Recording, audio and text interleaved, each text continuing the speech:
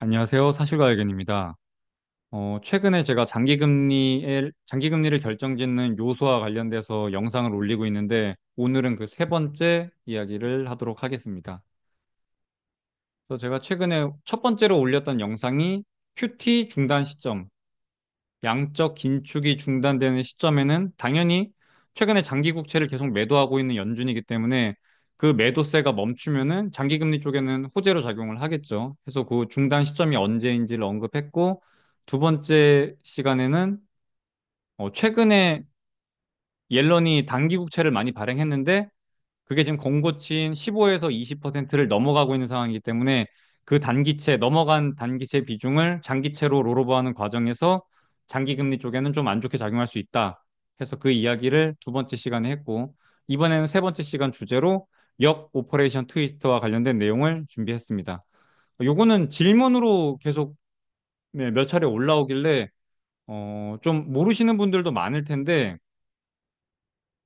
근데 이게 제가 유튜브에서 검색을 해봤는데, 역 오퍼레이션 트위스터와 관련된 영상이 아예 없더라고요. 있어도 그냥 뭐, 장기국채 팔고 단기국채 산다. 그거는 사실 어떻게 역 오퍼레이션 트위스트가 되는지에 대한, 차후에 대한 얘기인 거지, why, 왜 하는지에 대한 얘기는 아니더라고요. 그러니까 그분도 제가 봤을 땐 잘 모르시는 것 같아요. 역 오퍼레이션 트위스트가 뭔지를.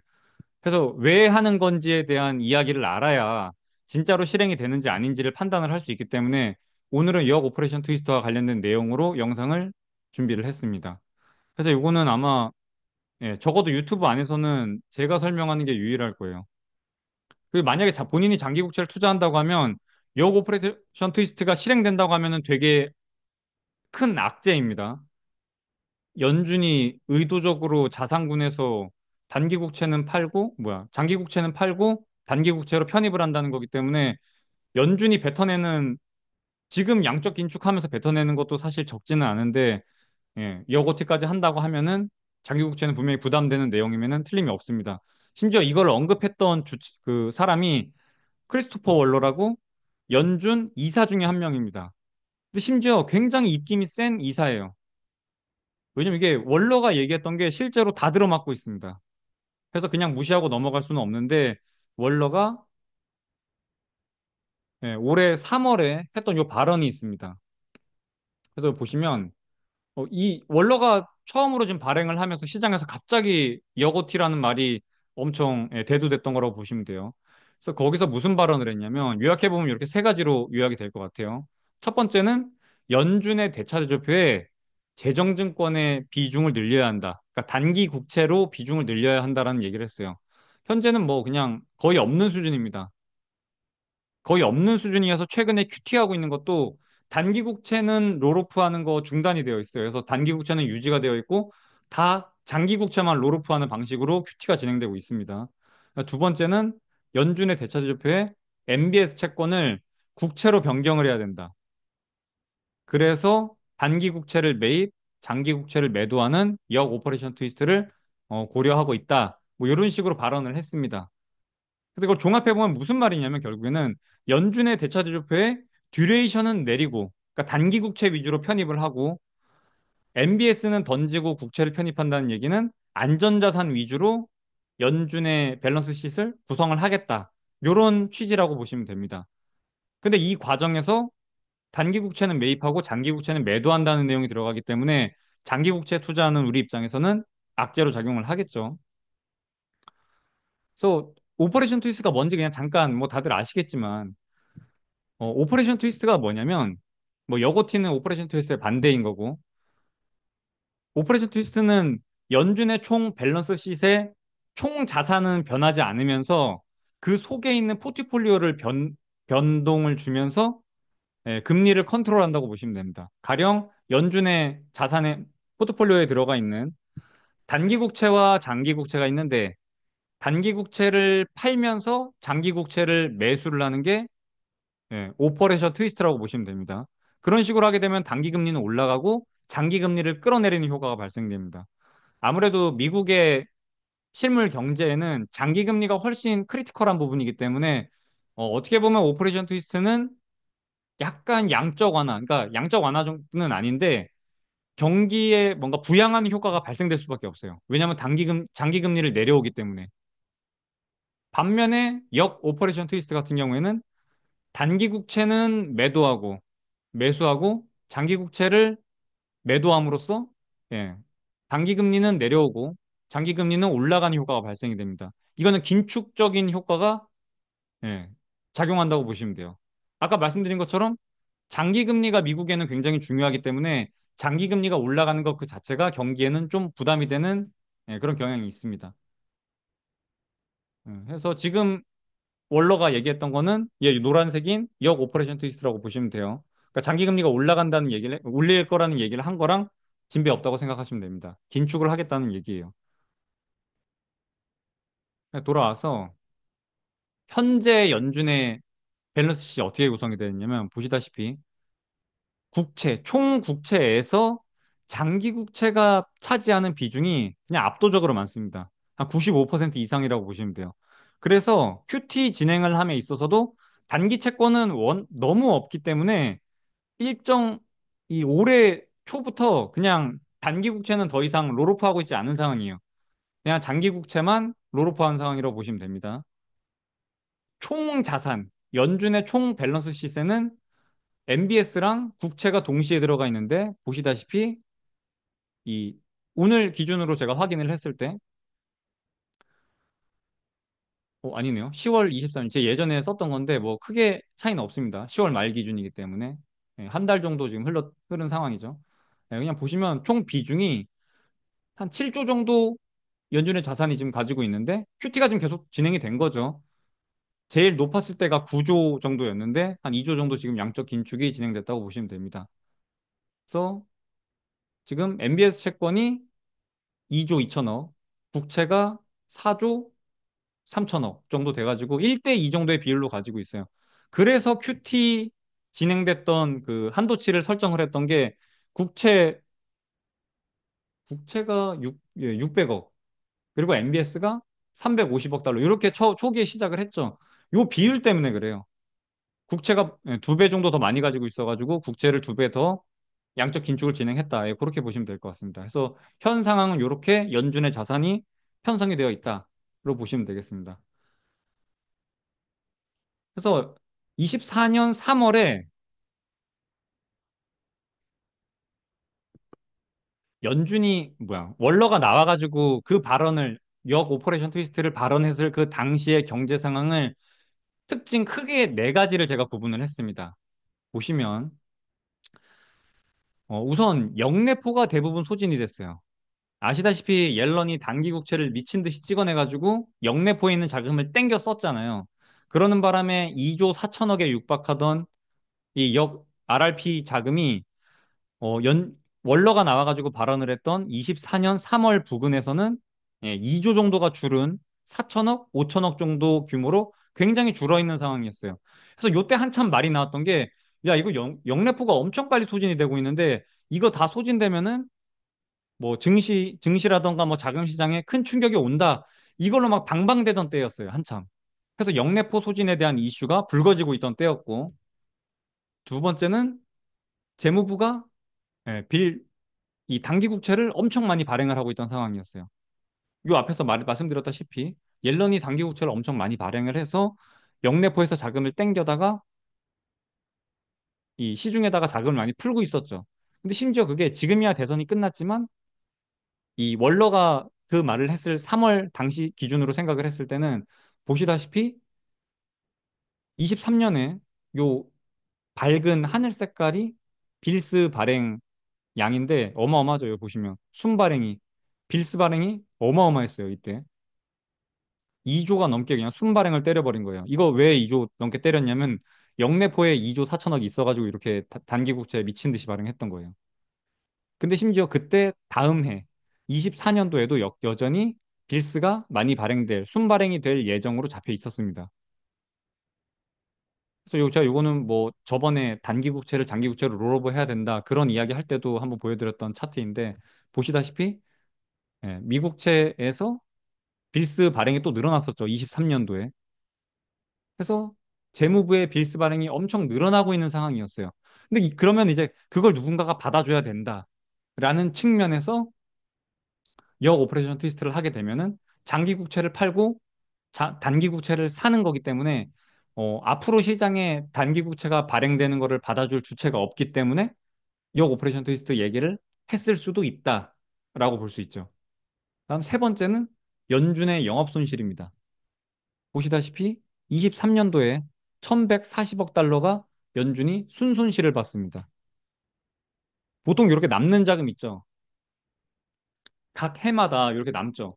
한 800억, 1000억, 1000억, 900억 이렇게 남는 자금은 다 재무부로 귀속이 됩니다. TGA 잔고로 다 송금하게 되어 있어요. 연말에. 그래서 지금 23년도에는 이게 손실이 났죠. 이렇게 손실이 나면은 뭐 재무부한테 돈을 받는다던가 그런 건 아니고 그냥 회계장부에 이렇게 손실 계정을 따로 만들어서 잠깐 회계장부에다가 1140억 손실로 잡아놨다가 나중에 수익이 나면은 상계 처리하는 방식으로 지운다고 보시면 됩니다. 그래서 아무튼 작년에는 손실이 나는 바람에 재무부로 송금할 자금이 없는 상황이었다고 보시면 될 것 같아요. 그래서 연준이 왜 이렇게 손실이 났냐면 08년 이전에는 연준의 밸런스 시트이 보면은 단기 국채 자산에는 단기 국채는 이제 화폐 발행할 때 쓰는 담보물이죠. 그리고 은행에서 하루 뭐 가끔씩 빌려가는 은행 대출이 있었을 거고, 그다음에 뭐 거의 사용이 되지 않던 재할인 창구가 있었습니다. 그다음 부채에는 그 반대편에 화폐는 이자가 없죠. TGA, 재무부 잔고 같은 경우에도 이자 없습니다. TGA는 이자 발생 안 해요. 지급준비금은 요 당시에는 지급준비금에 대해서는 이자를 지급하진 않았어요. 대신에 초과 지급준비금에 대해서는 이자를 지급했는데, 뭐 굳이 초과 지급준비금을 넣어놓는 은행도 없었고, 넣어놔도 이자를 주는 게 25bp, 혹은 뭐 자산 규모에 따라서는 40bp 정도로 거의 없다시피 했어요. 그러니까 지급준비금은 그냥 법정 지급준비금만 잡아놨다고 보시면 됩니다. 그러니까 08년 이전에는 연준이 이 왼쪽은 여기서 발생되는 이자는 다 수익이고 부채에서 발생되는 이자는 비용인데 이자 수익이 압도적으로 높았습니다. 단기 국채에서 발생되는 이자, 은행들한테 콜금리로 빌려주는 이자, 그다음 뭐 재할인율은 요거 뭐 거의 안 빌려갔으니까 요 위에 있는 두 개, 단기국채와 은행에서 빌려간 이자 수익만 수익으로 잡혔고, 부채에서 발생되는 화폐 이자 없죠. 화폐도 예전에는 사실 은행권이었어요. 은행 채권이었습니다. 근데 그게 이제 우리가 많이 사용을 하다 보니까 그냥 종이 화폐가 돼버린 건데, 사실 이것도 원래 채권의 개념입니다. 화폐도.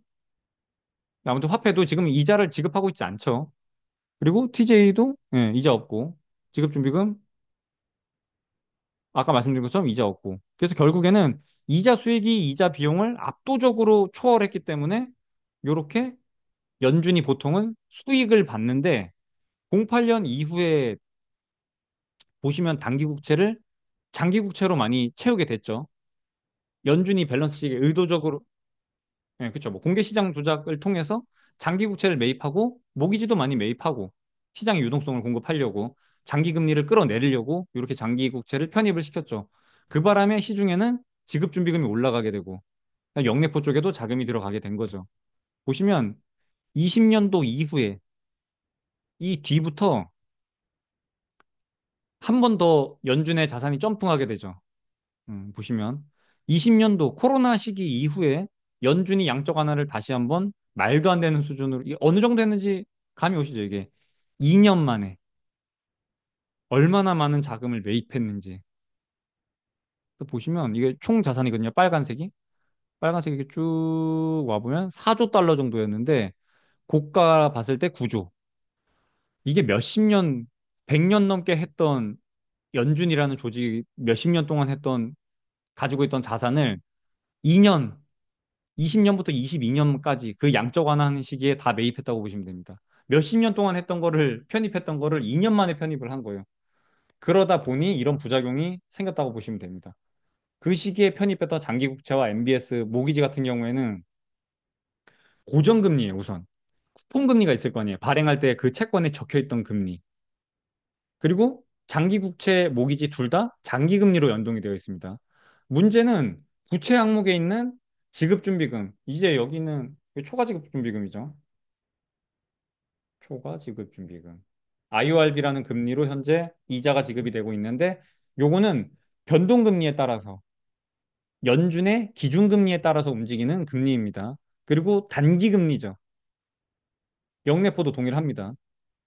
그럼 얘네 둘은 고정금리로 매우 낮은 금리로 묶여 있는데 최근에 22년 3월부터 시작해서 21년 3월이죠. 21년 3월부터 시작해서 22년 3월부터 시작해서 기준금리가 계속해서 올라왔는데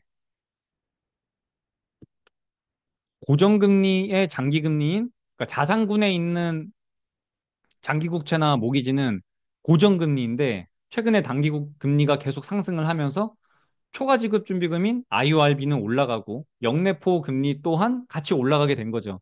그러면서 이자 비용은 최근에 기준금리 상승으로 계속 올라갔고 이자 수익은 그냥 쿠폰 수익이니까 머물러 있었죠. 그래서 상대적으로 이자 수익보다 이자 비용이 늘어나면서 연준이 영업 손실을 겪게 되는 상황이 발생됐다고 보시면 됩니다. 그래서 보시면 연준이 편입했던 20년도에 코로나 터지면서 편입했던 게 요 파란색이 지금 장기물이에요. 30년 금리제가 들고 온 건데 이때 연준이 한참 매입할 때는 2년 동안 매입할 때는 2% 부근에서 놀고 있었어요. 이 밸런스 시트에 들어가 있는 장기 국채의 대부분이 2%로 잡혀 있습니다. 근데 그 반대편에 있는 부채 항목에 들어가 있는 초과 지급 준비금이라던가 영내포 같은 경우에는 보시면 22년도 이후에 기준금리를 미친 듯이 끌어올리면서 5.5%까지 도달했죠. 그게 23년 8월에 5.5% 도달하고 지금 쭉 멈춰 있는 상황이었는데 여기 지금 보시다시피 이게 넘어가 버린 거예요. 연준의 밸런스 쉿이 지금 만기 불일치가 된 겁니다. 예전에는 만기가 동일했어요. 어차피 연준에 들어가 있는 것도 초단기 국채로 들어가 있단 말이에요. 화폐에 담보로 잡혀 있는 거는. 그 단기물로 잡혀 있었고 이 오른쪽에 있는 것도 다 단기 금리와 연동이 되어 있었기 때문에 듀레이션이 일치했습니다. 근데 08년 이후에 장기 국채 위주로 편입을 하다 보니 만기 불일치가 되는 상황이 된 거예요. 그래서 기준금리인 초단기 금리를 올려도 이 자산군에 편입되어 있는 이 만기가 긴 장기 채권들 같은 경우에는 이자가 올라가지 않은 거죠. 그러면 이 만기 불일치로 발생된 이자 수익이 달라지면서 장단기 금리가 역전이 된 게 연준에도 동일하게 영향을 줬다고 보시면 됩니다. 그래서 아무튼 이러한 사유로 인해서 연준의 포트폴리오가 그러니까 구조적으로 바뀌었다는 걸 여러분이 인지를 하셔야 돼요. 그러니까 이런 상황에서 자꾸 08년 이전에 뭐 이랬다 저랬다를 들고 와가지고 이 현대 연준의 뭔가 이 공개시장 조작을 예측을 한다는 거는 말이 안 되는 거예요. 그래서 저도 가끔 뭐 이렇게 누가 영상 올린 거 이렇게 보면은 그 답답할 때가 많아요, 그게. 현재 연준의 밸런스 시트는 지금 구조적으로 많이 바뀐 상황이에요. 예전에 듀레이션도 일치되고 단기 이물로 다 되어 있는 바람에 기준금리를 오르락 내리락 하면은 연준이 어지간하면은 수익이 날 수밖에 없는 구조였는데 08년 이후에 이런 장기국채나 모기지를 편입을 시키면서 이자 비용과 이자 수익이 이 불일치가 돼버린 거죠. 그래서 요거를 좀 인지를 하셔야 돼요. 그래서 다른 유튜버가 나와가지고 뭐 이렇게 예전 거를 가지고 와가지고 연준의 뭔가를 얘기를 하면은 08년 이전과 이후에 구조적으로 변한 거에 대해서 여러분이 인지를 하고 받아들이셔야 됩니다. 그래서 아무튼 월러가 얘기할 때는 이 부분도 분명히 부담스러웠을 거예요. 연준의 밸런스 쉿이 이렇게 구성되는 바람에 순손실이 발생되고 있었고 이사인데 그래도 이사가 자기가 운영하는 이 연준이 손실을 보고 있는 거에 대해서는 어느 정도 그걸 개선하기 위한 노력을 해야 됐던 거죠. 그래서 역 오퍼레이션 트위스트를 얘기를 했을 거예요. 왜냐하면 장기 국채를 단기 국채로 돌리면은 08년 이전 상황으로 돌아가게 된단 말이에요. 듀레이션이 일치하게 되죠. 지금 만기 불일치가 돼 있잖아요. 자산은 장기 듀레이션이 엄청 길고 부채는 듀레이션이 엄청 짧고 그런 거라고 보시면 됩니다. 그다음 네 번째는 재무부의 이자 부담이 있어요. 이거 엄청 중요한 포인트입니다. 보시면 20년도에 다시 한번 양적 완화를 진행하면서 22년도까지 쭉 자산을 편입을 했죠, 연준이. 보시면 이게 19.4%인가 됩니다. 재무부의 부채 중에 아주 많은 부분을 중앙은행인 연준이 20% 가까이 보유하고 있었습니다. 근데 제가 몇 번이나 말씀드렸지만 재무부가 연준한테 이자를 지급을 합니다. 연준의 포트폴리오에 이 국채가 들어가 있잖아요. 그럼 재무부에서 연준한테 이 이자를 지급을 해요. 근데 결국에는 아까 말씀드린 것처럼 여기 있는 자금이 결국에는 다시 재무부한테 귀속이 되기 때문에 사실상 무이자입니다. 무이자. 갔다가 돌아오기 때문에. 근데 중요한 거는 뭐 QT를 진행해서 여전히 빠지긴 했지만 아직까지도 13% 정도는 연준이 미국의 부채를 감당하고 있다고 보시면 돼요. 근데 중요한 게 이게 갔다가 돌아와야 되는데 적자가 나다 보니까 돌아오질 않고 있어요. 그동안에는 무이자로 잘 갖다 쓰고 있었는데 이 앞전에는 지금 보시다시피 손실이 나면서 재무부로 다시 돌아오질 않고 있어요. 그래서 원래 내지 않아도 됐던 이 어마어마한 이자 부담이 10%면 어마어마하죠.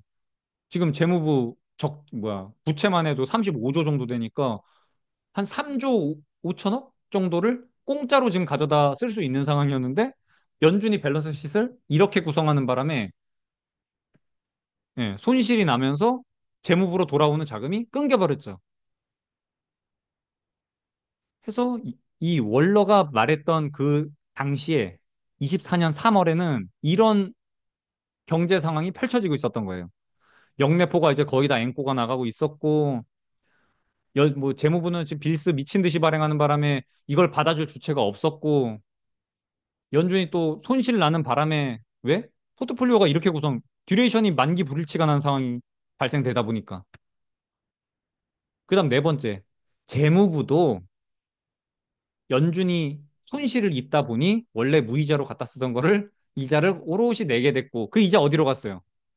여기로 다 들어간 거예요. 상업은행, 영래포, MMF 갖다 쓰는 사람들한테 고스란히 간 거라고 보시면 됩니다. 그래서 월러가 얘기했을 때 상황이 이렇게 네 가지 상황이 펼쳐지면서 충분히 역 오퍼레이션 트위스트에 대해서 고려해 볼 법한 상황이었어요. 그래서 제가 생각했을 때는 이렇게 던져놨다라고 생각을 합니다. 그럼 현재는 어떻게 됐을까? 현재. 최근에 이제 QT도 상당히 진행되는 바람에 보시면 9조 달러에 육박했던 연준의 대차지표가 7조 달러로 2조 달러 일단 QT가 진행됐다고 보시면 됩니다. 그래서 이 적자가 나던 밸런스 시시 총 적자 규모가 줄어들긴 했겠죠. 게다가 단기 금리가 지금 내려오고 있죠.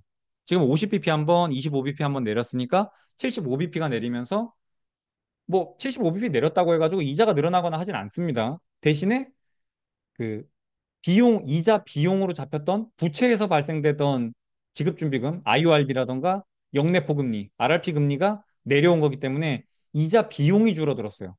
그래서 연준의 손실 규모도 축소가 됐을 거고, 영내포도 지금 물론 많이 빠지긴 했죠. 지금 보면은 1,700억 정도 남아 있는데, 그래도 다행히 아직 남아 있기도 하고, 기준금리 계속 내려오고 있고, 앞으로도 저는 계속 내려갈 거라고 보고 있습니다. 그래서 그게 내려가면은 결국에는 부채에서 발생되는 이자 비용이 줄어들 거기 때문에 크리스토퍼 월더가 3월에 얘기했던 상황에 대비해서는 엄청나게 개선이 되었다. 그렇게 보시면 될 것 같아요. 그래서 결론으로 말씀드리면 최근에 금리 인하를 통해서 이자 비용이 엄청 줄고 있다. 두 번째는 최근에 높아진 장기금리가 되게 높아졌죠. 4% 이상에서 놀고 있는 상황이고 지금 마지막에 본 게 4.46 정도로 돼가지고 4.5%에 육박하고 있는 상황에서 갑자기 역 오퍼레이션 트위스트를 한다? 장기 국채를 매도하고 단기 국채를 매입한다? 쉽지 않을 것 같습니다. 시장에 충격이 분명히 있을 수 있고 세 번째는 이미 지속적인 QT를 통해서 9조 달러였던 연준의 밸런스 시트에서 2조 달러 감축이 된 상황이기 때문에 손실도 굉장히 축소가 되었다. 네 번째로 현재 연준의 자산 항목에 들어가 있는 장기 국채는 평가손 상태입니다. 보통 중앙은행의 밸런스 시트에 들어가 있는 국채들은 평가손을 반영하지 않습니다. 연준도 보시면 여기 막 장기 국채 들어가 있잖아요. 모기지 국채 들어가 있고. 근데 모기지 국채가 시가로는 계속 변하죠. 장기 국채도 시가로는 계속 변하죠. 근데 시가로 반영하지 않습니다. 회계장부상에는. 그냥 액면가 그대로 반영해 놓아요. 왜냐하면 어차피 만기 보유를 할 거기 때문에. 근데 만약에 판다? 팔면 평가손이 난다고요. 왜? 연준이 한참 자산에 편입하던 20년도부터 22년에는 장기금리, 30년물 금리가 2%에서 놀고 있었습니다. 근데 이게 지금 4%까지 올라왔죠. 그럼 지금 연준이 보유하고 있는 장기 채권은 금리가 액면 금리가 2%로 찍혀 있단 말이에요. 근데 이거를 판다? 시장에? 그럼 거의 2% 포인트 가까이 올라왔기 때문에 듀레이션 17년 잡으면은 30% 손실이에요. 그러니까 오퍼레이션 트위스트의 가장 중요한 총 자산이 변화하면 안 돼요. 근데 바뀌게 되죠, 그러면. 평가손이 실현 손실로 잡히기 때문에. 그래서 함부로 장기금리, 뭐 장기국채를 팔고 단기국채를 매입한다. 이게 어렵습니다. 그럼 이제 누군가 또 그렇게 얘기할 거예요. 어, 그거 말고 파는 거 말고 장기국채 예전에 샀던 08년 이후에 샀던 장기국채가 롤오프 될 때 그 자금을 가지고 단기국채를 사는 거죠. 그러니까 장기국채가 만기 도래하는 거를 롤오버 해주는 게 아니라 그 자금을 가지고 단기국채를 사러 간다. 그렇게 되면 뭐 총 자산에는 변화 없는 거 아니냐? 그렇게 말씀하실 수 있는데 08년 이후에 장기국채 매입이 어떻게 됐냐면 이거 보시면 08년 이후에 요 파란색이 국채입니다. 초록색이 모기지 금리고 한참 연준이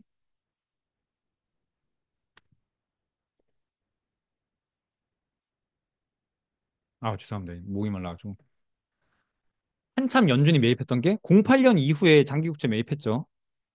요 16년까지 매입을 했습니다. 그 다음에 20년도부터 22년에 또 한참 매입을 했고 보시면 요때 금리가 어땠는지를 봐야죠. 08년 이후에 16년까지 매입할 때 3% 부근에서 매입했어요. 근데 지금 4% 부근이죠. 이래도 1%, 못해도 50bp. 50bp면 17년 두레이션 하면은 동일하게 8% 정도 손실이 납니다. 근데 연준의 밸런스 시트이 얼마나 큰데 거기서 8% 손실 난 거를 손실 확정을 낸다? 이거 쉽지 않습니다. 그래서 제가 봤을 때, 이뭐 듀레이션은 봐봐요. 이때 10년도에 편입했던 30률은 지금 사실 14년이 흘렀기 때문에 만기가 16년 남은 채권이에요. 그러면 시장에 16년 채권이랑 비교를 해야 되는 게 맞습니다. 제가 그거 몰라서 그러는 게 아니라 대략적인 걸로 설명을 드리려고 이렇게 그냥 간단하게 말씀드리고 있는 거예요.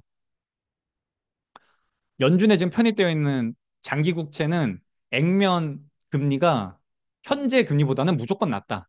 근데 이거를 롤오프 하게 되면은 일단 롤오프 할 물량도 없어 보이고 이게 왜 중요한지 보세요. 지금 우리가 큐티 한다고 롤오프 해왔잖아요. 얼마나 했어요? 2조 달러 정도 줄여왔죠. 국채는. 국채도 보시면 국채가 한 1.5조 정도 축소가 됐습니다. 1.5조. 근데 그 1.5조가 어떻게 롤오프가 됐냐? 요때 매입한 거예요. 08년도에 양적 완화 할 때 매입했던 게 이제 와가지고 롤오프 되기 시작한 거예요. 그게 지금 큐티로 이렇게 1.5조 축소가 됐다고 보시면 됩니다. 얘는 어차피 롤오버 하는 과정 중에서 다 만기가 거의 도래했다가 다시 보내버렸죠, 뒤로. 10년 뒤로 보내버렸죠. 그러니까 롤오프 할 물량이 없는 거예요. 없다고 보시면 됩니다. 그러니까 거의 없어요, 거의. 지금 우리가 오퍼레이션 트위스 할 정도의 롤오프 물량이 있지 않다고 보는 게 맞습니다. 만약에 직접적으로 판다고 하면은 손실이 반영되기 때문에 쉽지 않다.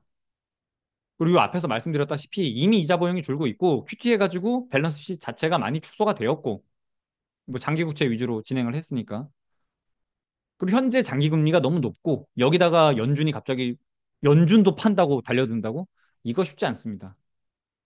그래서 제가 봤을 때는 여고티 뭐 당분간은 할 수가 없다. 그렇게 보는 게 맞을 것 같습니다. 이건 제 의견입니다. 제가 봤을 때는 여고티는 쉽지 않을 것으로 보입니다. 만약 여러분이 생각했을 때 제가 이렇게 오늘 논거로 든 것 중에서 뭔가 조금 삐그덕거린다거나 걸린다거나 하는 게 있으면은 댓글로 남겨주세요. 이거 한번 같이 이야기해 보도록 하겠습니다. 그래서 오늘 영상은 여기까지 할게요. 정리해 보면 월러가 얘기할 때는, 그러니까 월러가 했던 말은 재정증권 위주로 넣고 싶고 MBS보다는 국채로 넣고 싶다. 그 말은 듀레이션을 짧게 가져가고 싶고 안전자산 위주로 연준의 밸런스 시설, 이 포트폴리오 구성을 하고 싶다라고 얘기를 했습니다. 근데 그걸 얘기할 때 상황이 어땠냐?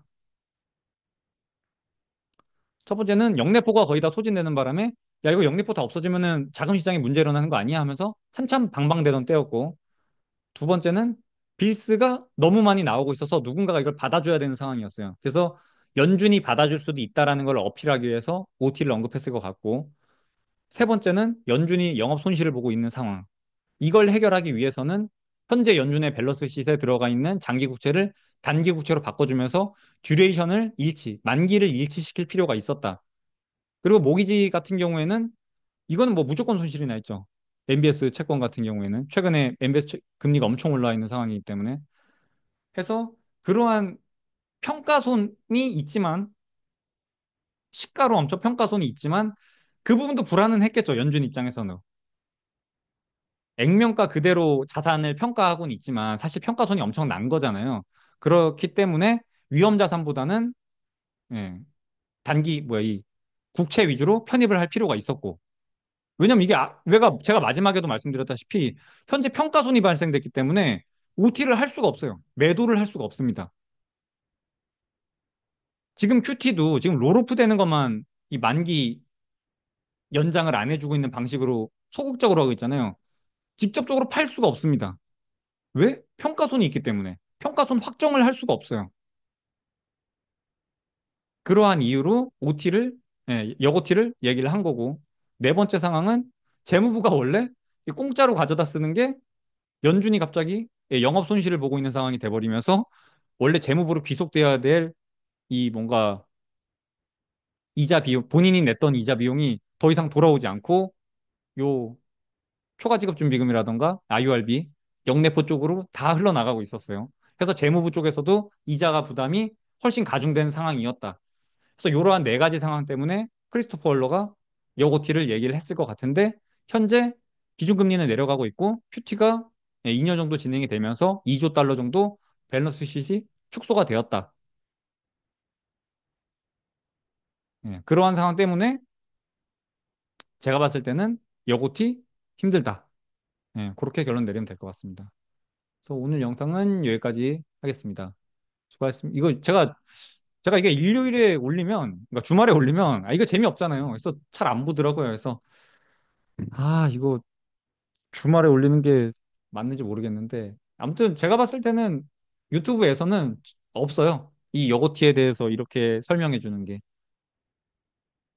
아무튼 요번 기회에 좀 총체적으로 좀 이해를 하고 가셨으면 좋겠다 싶어서 영상 만들었습니다. 그래서 뭐 질문 있으면 답변 드리겠습니다. 감사합니다. 빠잉.